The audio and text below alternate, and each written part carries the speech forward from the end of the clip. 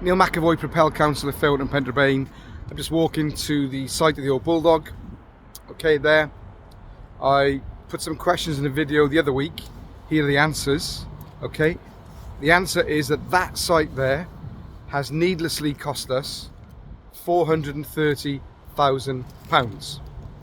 The freehold has always been held by the council as the ownership, and Brains had a lease until 2063. They sold that in 2015. Let's get the date.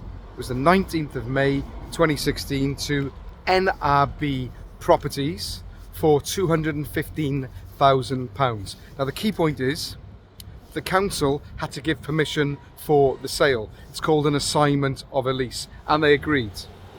Fast forward to the 16th of October 2017, not long later, the council bought the same bit of property, bought the lease off the developer NRB for £550,000.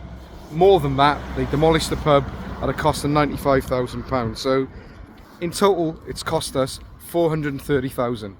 Okay, so the babysitting fee, almost, of just over 2 years for NRB Properties, cracking bit of business for them, okay, has been £335,000. All right, so I want to know if it was advertised on the open market, the lease.